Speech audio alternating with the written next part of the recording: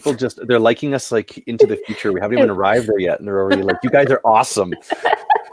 Yeah, that's the first time there's a set up before we even got started. So, yay! So, how are you doing, Michael? Today's been one of those interesting days. Mm-hmm. I'm kind of feeling like I'm in wartime zone. I've got a few interesting things that have happened today. First, I know a number of people in Iran, and I've been hearing the things that are happening there, which they're a couple of weeks ahead of us, and they're sounding the war sirens. Literally, the stuff that was happening with the Iran-Iraq war 30 years ago. That's telling everybody and warning to stay inside. I don't know if anybody heard much about this. I haven't had a chance to verify it to know for sure, but I've just heard about like videos that are being circulated on social media right now of like in India, the police, anybody on the streets, they're just clubbing them down. I'm thinking, oh my goodness, like how isn't humanity? Like this is the time to bring ourselves together, not the times to go to war. It's spooky times just thinking about what's coming. I got this very emotional text message from a good friend of mine this morning who's an ICU nurse, and he's been off work for a couple of weeks because he came down with the sniffles. And so he was in quarantine for 2 weeks, and he turned out to be COVID negative. Okay. But he's planning to go back to work next Monday. So he's having these very, very real, raw and frightening conversations with his wife right now about I'm going to be exposed to people with COVID-19. ICU is his game. That's the front line of this disease right now is the ICU. Yeah. So, they've already set up their whole basement that he can, if and when, but he's like, it's almost a conclusion. I'm going to get sick at some point. They've set up their basements and he can be in full quarantine mode separate from the rest of his kids. How are they able to get the air separate? Because that's one thing I've wondered about for people who are getting sick. Like, how are they actually doing that part of it? I honestly don't know. Yeah. Okay. Yeah, it's a good question. I think it's a fair question. It's one I don't have an answer to. Okay. And even having a little bit of the conversation of what if this is worse? What if it goes even worse? This is a fatal disease for many people, it seems right now. Yeah, and it's not just the elderly and the frail. The stats that are coming out are that it's not just like we thought it was just going to take out the 80s plus, and now it seems like it's going beyond that. They're certainly at higher risk, but yeah, there are reports. I spoke with a friend of mine who's a neurosurgeon who's got friends in New York who are, they're 30-year-old medical residents who are right now intubated. Yeah. So, I mean, as much as I do and will do everything to keep myself healthy, for me, I'm like in this moral dilemma. I started reaching out as soon as all this stuff hit. Like the moment our clinics got shut down, I was reaching out to anybody I knew in AHS, and I have quite a few contacts there to say, okay, as a dentist, I'm a trained healthcare provider. What can I do to get the front lines to help this? There's that masculine side of me that says, oh, there's a war. Let's get to the front line. I want to be here. I want to be there. Yeah.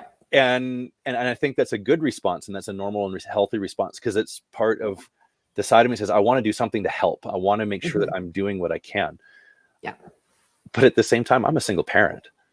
Yeah. And so there's that balance point to just stop and think about, okay, what am I choosing to do here right now? What is the path that I need to be following? And I don't even know that I've got a resolution inside myself. I don't know how I've been able to settle on it. But this is just coming up today, this moral conundrum for me about how to get out to the front lines and what can I do, and watching the way that humanity is responding. Like you get caremongering happening in Canada, and then you get police beating down people in India, and you get war sirens going off in Iran. It's like, oh my God. Yeah, and I don't know that there's right answers right now, because like the moral dilemma that you're in is totally reasonable, right? And I'm sure that a lot of people who are on the front lines are having those moral dilemmas. Even in our dental field, they're having those moral dilemmas. And there's been people who have wanted to choose not to be on the front lines in dentistry as well because of the lack of personal protective equipment and everything else. And then there's that hero thing where like we're healers, we're supposed to be out there doing this. And it's interesting. I've been hearing a thought that's been circulated a lot on social media and a lot of different places that the more I think about it, I think it really warrants a little addressing. Is this somehow that there's a meaning and a purpose in all of this? And that I think that is the absolute worst mental position that we can take right now, because it leads down such a terrible rabbit hole that we really don't want to get into. If we think that there's a meaning to this, then we're saying that, call it the universe, call it God, call it fate, is destining these people to dying or to suffering. Mm-hmm. And there's a terrible, terrible moral conundrum inside of that, thinking that somehow God is doing this to us. Okay. And just, are you feel like afraid that people are just kind of be like, oh, it is what it is, and just not do their part? Or where does that thought go? I'm more afraid people to become hardlined and take the wrong stance. Like, that was the kind of moral conundrums that people started facing during Nazi Germany, right? And it created these paradigm shifts that I don't always know served. Mm-hmm. Like, my own belief is that I'm a scientist. Really? What's going on right now? And I'd like to think of myself as a good person, although I think some days my kids might disagree. They're kids. They'll grow out of that. But, all of us are facing some sort of moral dilemma right now in all of this. How am I supposed to take care of my team? How am I supposed to take care of my family? What am I supposed to do to help people right now? What am I supposed to do to protect myself right now? Mm-hmm. To go in this direction that somehow this is meant to happen is going to lead us down this path where it creates this polarity between right and wrong, good and bad, where now we're going to be isolating people, calling them the bad guy. Mm-hmm. And now we have given ourselves the moral authority to be police on the street, beating people down. Mm-hmm. We've given ourselves the moral authority to be like Donald Trump and stereotyping this, calling this the Chinese virus. And creating these polarities. Yeah, that's what he's calling it. He's calling it the Chinese virus. He's creating polarity. I mean, this is textbook 101 and how do you create communities, is you have to have a bad guy. This is the Republican playbook. Successful Republican presidents have a war to fight. This is his war. So he's got to make a bad guy. And the bad guy are the Chinese now. It's also the way that he's been blaming Europe because they're not doing their part to manage the disease. Now it's in America. But are we doing our part enough? This is the narrative that's happening, and whether it's right or whether it's wrong, the fact that we're trying to bring blame all stems back from this. It's a natural byproduct of trying to find purpose, that somehow this is supposed to happen. Mm-hmm. As a scientist, we're trained to think about entropy and enthalpy and Brownian motion and the randomness that sits inside. This is Darwin right now, as sad as that is, but inside of all of the challenge, the meaning and the purpose that comes out of it is the meaning and the purpose that we give to it. Mm-hmm. For example, my parents are right now stuck on the Zaandam boat, which is now becoming a part of, I'm getting phone calls from people saying, hey, is that your parents on that boat that I saw on the news? They were gone. South America, they were at a port where they were literally off on a Friday. They were denied entry back on the Saturday, sat there waiting because they thought they're going to get in for 2 days, realized they weren't going to get in, started heading up north. They were told by the Chilean government they would be refused to be refueled and resupplied with food, and they didn't have hardly enough fuel to get to the next port. Mm-hmm. We were able to successfully get some pressure put on place that they got refueled, but now they're not even sure if they're going to get through the Panama Canal tonight or not. They don't know where they're going to be porting. They don't know where they're going to be going. Right. So supposed to happen in that. But at the same time, there's a meaning and a purpose that I can pull out of it to say it's brought my brother and I closer together as we've been working really hard with the members of parliament and trying to create any kind of political pressure we can. It's brought my parents a sense of like, holy crap, our sons really care about us. And my mom in particular, I think that's her greatest point of comfort right now is like, okay, everything is falling apart. The world is going to hell in a handbasket. But my family loves me. Yes. Leave it to a mom to give it that kind of, and I love my mom for that. So like this, I'm saying this is a beautiful, wonderful thing, but still that's the meaning we're giving to it. And it's important that we're giving the challenges that we're facing the right kind of meaning that's going to serve us, that's going to draw us closer to our communities, that's going to draw more compassion out of us to help people who are going to need it. Because we're like the tidal wave is coming. We're right here kind of sitting just watching it, and the wave is about ready to go like this, and it's sitting closer and closer and closer, and it hasn't crashed yet, but that crash is coming.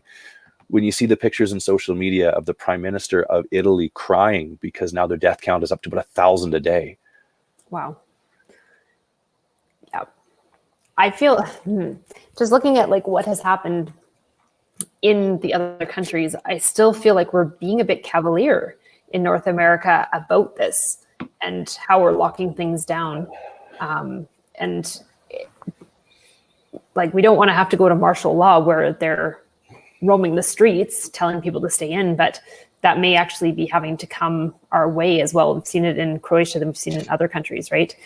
And it's disturbing. Like yesterday, I just went down the hill just to see some green, and into the park. And the park is like cordoned off, like it's got red tape all over it, that you're not supposed to be in there. And there's these like teenagers in there playing. And I went and I walked past them, and I was like, do I say something? Do I not?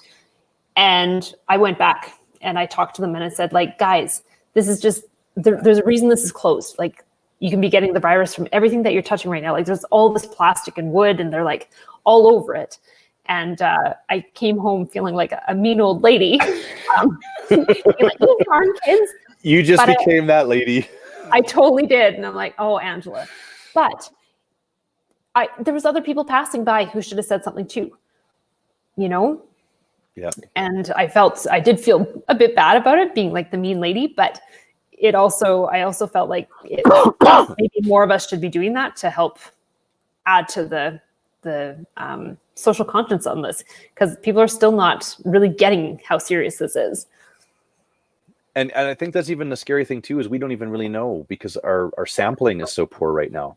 Yeah. And there's no history to go on the research. It's just like emerging theories and a little bit of research to try and determine what we're actually up against. But it'll be years before we really know what the whole story was, right? And even there's a guy I know who's a very thoughtful guy. He only posts things on social media that are actually valid or worthwhile considering. And he had a post not long ago saying maybe we're overestimating how deadly this is, because we don't even have proper sampling methods. If you think of science, you have to have a random sample of a community if you're going to have any sense of really what your prevalence is, and then inferring what your overall public health response needs to be. Mm-hmm. And we don't have any of that, because all we have is a very skewed population sample that's happening right now. Mm-hmm. And so I'm not trying to advocate that we should be doing less. I'm not trying to counter what you're saying. It's just more that it breeds the confusion that's happening right now. Mm-hmm. And it's scary because, we don't know. And I saw you had the other live stream that was on just before this one. Yeah. And you're talking about some of the specifics and the mechanics of business right now. If the economy stops, we've got an even bigger problem to face when this all ends too. So there's a certain need to have to keep things in life being as close to normal as we can. Mm-hmm. But I think also if we take those actions right now and like slow it down, flatten the curve, then things can get back to normal faster. If everyone does their part and smartens up and like follows what we're being told to do. And I'm not someone who like blindly follows government policies or anything like that. But right now we are all in the same war together. And it feels like some people are on the other side when they're not doing what they should be. They're not doing as much as they should be doing to help end this. And like everyone who steps out of line and steps and helps continue the spread is just adding to the economic devastation. And maybe you're right. I'm not trying to advocate for us not following the rules. Let me just be clear about that. Yeah, no, for sure. And I'm more just unpacking the moral conundrum of what we're all facing right now. Yeah. And it's tough. Like even yesterday, we started talking about things like seasonal affective disorder, and we started talking about things like what is the biology behind being stir crazy. Mm-hmm. And I don't know if you had a chance to dig around. I did a little digging around. The closest I could find anything on stir crazy was that it's some form of a seasonal affective disorder or depression, which doesn't quite fit our experience of being stir crazy, where we're increased energy, because seasonal affective disorders it's depression that's tied to light. Mm-hmm. But I mean, like we were talking about yesterday, how many of us, like I'm down in my office in the basement and I've got a lot of good light in here, but there's no natural light. Mm-hmm. I feel like me sitting in front of my lights here is helping. I'm sure it is. My brain into thinking that it's really sunny. Because one of the best treatments for seasonal affective disorder is to simply get outside and spend time in nature. And so how do we find that time to be in nature while we're still respecting the rules so that we can get through this as quickly as possible? Yeah. Well, and that was the thing yesterday too, like walking in the park, like people are letting their dogs interact. And I'm like, oh my gosh, like those dogs are probably covered in potential virus, and they're not like, there's some people like you'd move around each other, keep that the distance that we're supposed to be keeping. And then other people are like walking right past and like, oh my gosh, can we please stop? Yeah, it was really, I felt pretty ill by the time I got home because I was just so frustrated. I just wanted to like talk to everyone and be like, hey, I don't like having to be in vigilante mode, but it's, yeah, I feel some responsibility in this. And I think that's good to feel some responsibility. It means you care. It means you're a good human. I'm a good human. Good job, me. And it's, I think that's where all of us are at right now, is how do we really, and I think it's important to have these kinds of conversations. And I think you and I have been really intentional about trying to be as vulnerable as possible in these conversations, because these are the questions everybody's asking. Mm-hmm. And we are doing our best to find some evidence and some science for maybe not a solution, but at least a direction to head. Mm-hmm. Because I'm frightened about what comes on the other side even more than I am about the virus. Like, I think even simple tactical stuff, like think about it. Right now, we're all sitting at home. We've got nothing to do. We got a house full of food. Speak for yourself.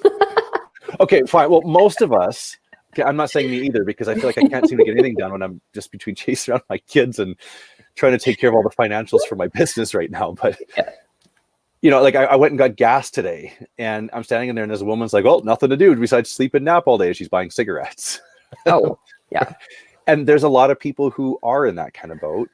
And so we've got a lot of people who aren't doing much, stuck at home doing nothing, with a house full of food. Well, what do we do when we have that combination? Is, well, I'm bored, I start to eat. And because we're not outside and getting natural light, and we're not moving as much as we normally would, even just going to work every day has more movement of our body than we're having right now between the bedroom and the living room to the kitchen. Mm-hmm. God, what are we going to be like with our mental health in 6 weeks? What are we going to be like with our waistlines in 6 weeks? I'm really concerned about significant amounts of obesity beginning to show up, and mental health problems showing up over the next coming weeks. And to me, I think of, at least that's what I want, what you and I think, and that's what we've designed even for the next couple of weeks to be really going into, to make sure we're at least taking care of ourselves. Mm-hmm. You and I don't have the answers for these bigger societal questions, other than let's do our part. Yeah. Because that's all I can do, is I can do my job, my role, and I can encourage the people around me to do the same.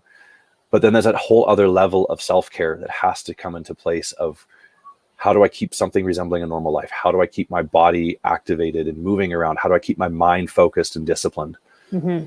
I think the mind focusing and discipline is one of the biggest things, especially for like the professionals, the people who are used to being so stimulated intellectually all the time. If you let yourself take too long of a break, I think that's where we're going to start seeing people take a nosedive.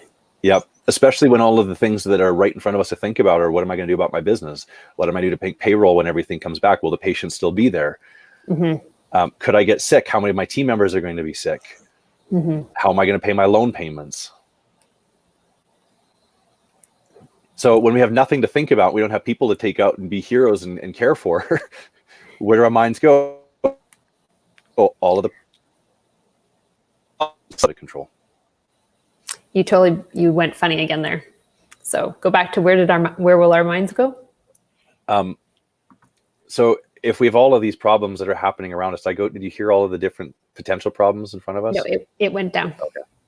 So, I mean, we've got our businesses to think about, and how am I going to pay my loans, and how am I going to pay my team, and what if somebody on my team gets sick? What if I get sick? Mm-hmm. And all of these real and legitimate worries are in front of us. And if we've got nothing that we can go hero mode and take care of the person and deal with that problem and fix that other thing, then where does our mind go? It goes to the worries. Mm-hmm. So that's why I'm glad we're doing this and sharing as much as we can to help people, so that we don't fall down into that pit over the next couple of weeks. Yeah. For me, honestly, the more I can do right now, the better I am. It's when those moments of stopping, or someone asks me how I'm doing, it doesn't necessarily go that well. So. Yep, exactly. What are some of the things that you've been doing that you've been finding some success with? I mean, obviously we've got some guests that are going to be coming in and joining us over the next couple of weeks too, and we're going to go to specifics of mechanics. But what have you been doing in the last, day or two that you finding is lifting your mood? I know you've had some ups and downs yesterday. Checking in with you. Where are you at today? What are you doing that's keeping?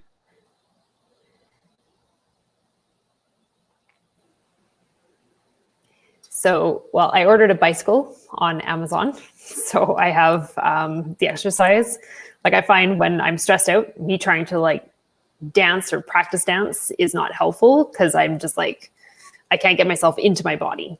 But sitting on the bicycle and just burning off that extra energy, because for me, it's the extra energy that I have that makes me stressed.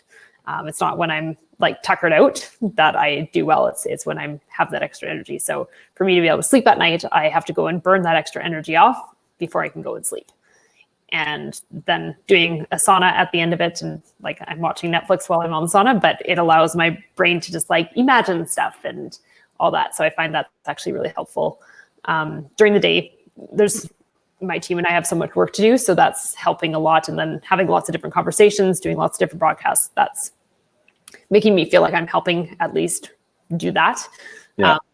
Because a lot of my clients, like they're just trying to organize themselves right now, and I'm having my weigh-in time with them as well. But I've got extra time on my hands compared to when I normally do, because usually I would be out traveling, speaking.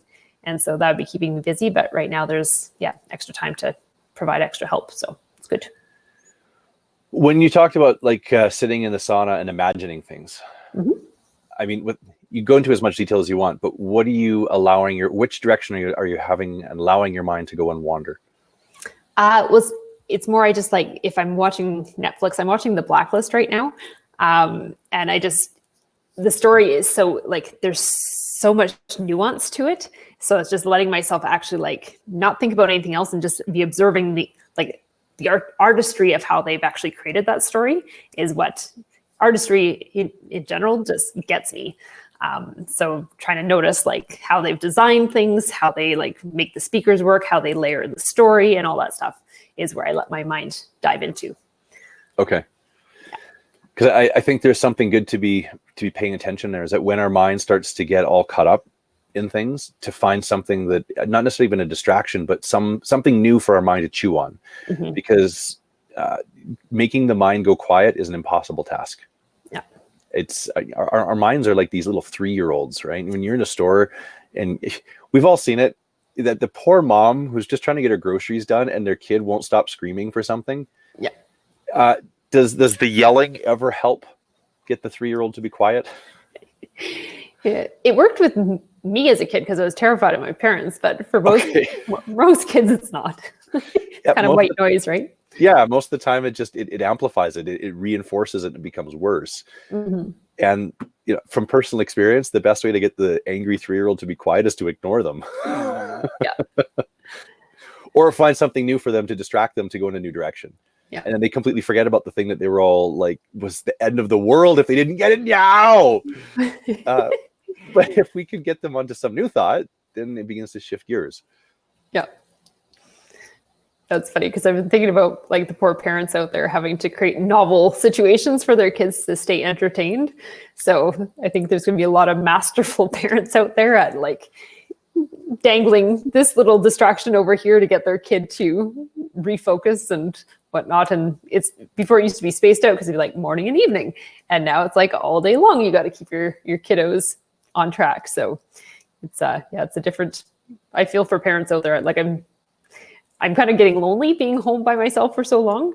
And so I can only do much for that loneliness. But for people who are used to being able to have that space away from people demanding their attention, and rightly so, I can't, it would be a lot more distress at this point. So good for you, Michael, for being able to handle all of it. Well, I'm not sure I'm necessarily handling it. It's more like surviving it sometimes. This morning, I totally lost my cool with my kids. They were doing their thing. And after about the millionth time, I tried redirecting them and getting them going on something different. Yeah. But I mean, it happens, right? And I think we talked about this a couple of days ago about the guilt. The best we can do right now when we're with parents and we're with our kids is that, okay, if you lose your cool, just go back and apologize, make amends with our kids, show them the example of how we want them to live. I think that's the best thing we can do. And if we are, as parents, finding ourselves things to keep busy with and active with, our kids are going to be more likely to follow suit too. Mm-hmm. Absolutely. So aside from the coping with the children thing, how are you coping with everything else? What is your tactic? I have a whole series of tactics that I use on a daily basis, and we're going to go through a lot of them over in a couple of weeks. So like this morning I got up and I worked out, and I was sweating buckets. I'm still not doing 1-arm push-ups yet. Come on. But I was busting. I'm going to make you a how-to video on how to learn how to do 1-arm push-ups. Okay. Can you do 1-arm push-ups? Yeah. Show off. I believe you. I fully believe you. Do you want to know why I learned how to do 1-arm push-ups? Okay. Why? So when G.I. Jane, the movie, do you remember with Demi Moore? Yeah. Came out, she was on Letterman or something, and he was interviewing her, and he asked her some question, and she got off the couch and did like 10 1-arm push-ups, and I was like, wow, I need to know how to do that. And by the end of the night, I could do 10 1-arm push-ups on each arm, because I was like, I got to figure out the balance point. It was just like this challenge. And so, yeah, I think once your body understands how to do it, it doesn't really go away unless you have like an injury or something that prevents you from doing it. So it's not totally so much a strength thing. It's more of a technique thing. Oh, it's a strength thing too. But yes, technique definitely helps so you don't fall over or smack your face. So this is going to be a lot of core body stability work, really, is what it's going to come down to. Yeah. Okay, I'll tell you what, I'll try it out then. I haven't even brought myself the courage to try it, but I do a lot of core work already, so it's probably just a matter of finding the mechanics. Mm-hmm. Yep. You'll have it. So by next Friday, 1-arm push-up challenge. I haven't even had the courage to try it yet. So here's a fun thing that happened last night. Maybe not fun, but it became a great teaching moment as a parent. Okay. Parents are finding. You froze, so start it again. You said it was a great teaching moment as a parent, and then you froze. My kids are starting to go loony, absolutely like nuts, especially my boys. My daughter, she's doing a great job of finding things and keeping busy, but my boys, they're getting stir crazy, and they're spinning and they're cycling and they're looking for something to do, and then they start doing stupid stuff. Yeah. So my oldest son, his stupid thing today is, I've got a TRX. It's a suspension trainer. I mean, you probably know what they are. It's a workout piece of equipment with these handles that you pull on, everything else. And so my son decides he wants to be Spider-Man on my TRX. And I don't know exactly how he does it, but he's hanging upside down by his legs on my TRX. And he slips and he's facing the ground like this, right? And there's a ground, here's his face. And he slips and loses his grip and then goes nose plants face first into the ground, and blood everywhere. Yeah. Like he's okay. He's okay. He's okay. No lost teeth, no deviated nasal septum. Oh. Just one hell of a wicked nosebleed. Yeah.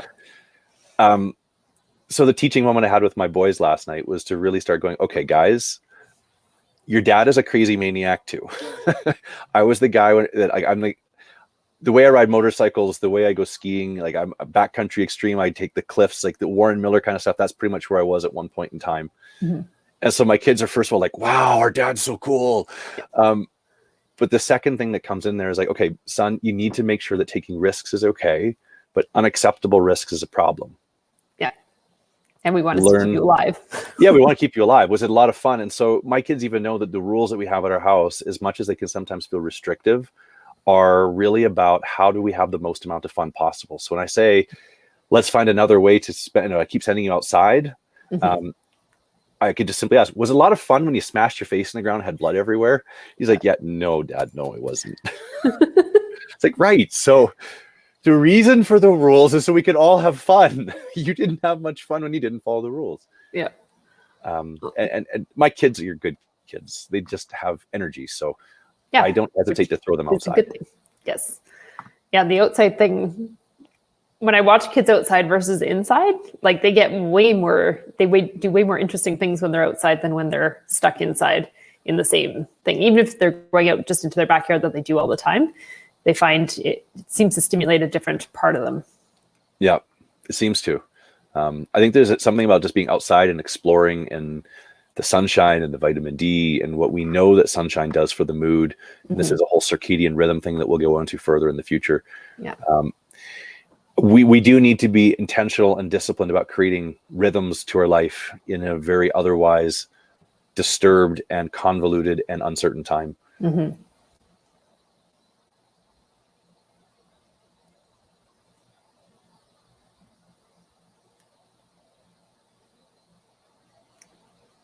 All right, I think I'm back now. Yeah. There you go. Making disciplines of waking up at a regular time, having an exercise schedule, being intentional and mindful about the diets that we're eating that are promoting health, as opposed to just eating a whole bunch more frozen pizzas.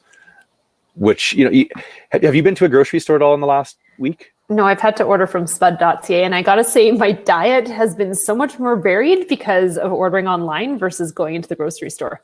And I found, speaking of pizza, I found the Dia pizzas because I can't have dairy and gluten. Yeah. The Dia cheese lovers pizza, which is not real cheese. Oh my gosh, it's amazing. Really? Yes, it is it's so good. Are you still in quarantine from PDC? Yeah. Well, I had a fever last week, so I still have 14 days, 14 days in total to go. So I think I've still got another week where I'm not supposed to be interacting with people. So I've been out a couple of times this week, and I managed to find some toilet paper today. So it's like, good job. I know, right? But if you go through the grocery stores, it's interesting to see, like, there were sales on everywhere. Oh. And and then there's a whole pile of empty shelves in other places too. Mm-hmm. And so you can tell what's happening is, like, the produce section is full right now. There's lots and lots of produce. Yeah. I would have thought that's where people would gravitate towards, because, like, trying to maintain health, they're going towards the easy stuff. The frozen pizzas are gone. All the flour is gone. All the protein is gone. All of the milk is gone. Mm-hmm. All of the sugar is gone. People are starting to think, oh, I got to be able to make my own bread. There's no onions in any stores. There's no potatoes in any stores. So basically, people are buying a whole pile of carbs. Mm-hmm. And that's where I'm looking at this going, oh my goodness. And so anywhere else, all the spices are like, buy 3, get 1 for free. I'm like, oh, wow. And the sales and the kind of depth of sales I haven't seen in a long. The yogurt was all on sale because nobody's buying yogurt right now. They're buying their butter, but not yogurt. Right. And so I'm just thinking, oh boy, what are we heading for over the next 4 weeks? Interesting. Yeah, I ordered, I love chana masala. So I ordered these pre-made ones that you just squeeze out of the package, and there's nothing bad in them. They're so amazing. I was like, yes, I have 6 of these. This is going to be 6 amazing meals in a row. So yeah, I'm pretty excited about the food in my fridge. And I made a giant stir fry last night at midnight because I couldn't sleep. So I did that, and it's going to be pretty good eating for the next little while. But I'm trying to focus on the vegetables, not the other stuff, if I can help it. Yep, I'm right there with you. That's what I'm trying to make sure I get as much into my diet as I can, as much produce as possible right now. Keep the vitamins up. Well, and that's my worry, is that the produce is going to run out. Because if we don't have Mine too. That's why I'm eating as much produce as I can right now, especially with supply lines potentially becoming interrupted. Yeah, that's what I'm thinking. And we're still kind of in winter, so we can't even have our own Canadian supplies right now. Yep. So should we talk about who we have on tomorrow? Let's do that. Yes. So I'm super excited because my naturopath, Dr. Lindsay Irwin, is volunteering her time to come on and chat with us tomorrow at 1:00. So people were asking a lot about supplementation and whatnot yesterday, and we had the recommendation of the Dirty Genes book, but there's lots of stuff that she and I had a quick phone call yesterday, and she said there's lots of things that we could be talking about that could be kind of blanket things that people should be thinking about, and you'll be able to ask her questions and whatnot. And she is doing telehealth as well. So if you're needing some one-on-one time, we'll give you her information as well so that you can get a hold of her, because she is an amazing human being, science-based, even though she's in the naturopathic realm, which sometimes people think is a little bit woo. Her stuff is very science-based. So she's amazing. Very good. I'm looking forward to that one, actually, to hear someone else, because this is something I've put a huge amount of discipline in, to hear someone who's gone far beyond me. I'm excited. Thank you for bringing that one in. Mm-hmm. Yes. No, she had she couldn't do it today, but she's like, no, I can totally squeeze it in Friday. So she's being very generous about this and doing it for us. So yeah, It'll be amazing. So make sure you tune in. I'll be there. Yeah. I kind of have to be. Me too. Well, you don't have to be, but you're pretty committed to this, so I really appreciate that. So I think Yeah, I am committed. It's a good way to make sure we're helping people as much as we can. Yes, absolutely. Well, I think we'll wrap it up there, and we will see all of you tomorrow at 1:00 with the amazing Dr. Lindsay Irwin. So enjoy the rest of your day. See you tomorrow, Angela. Okay. Bye, Michael.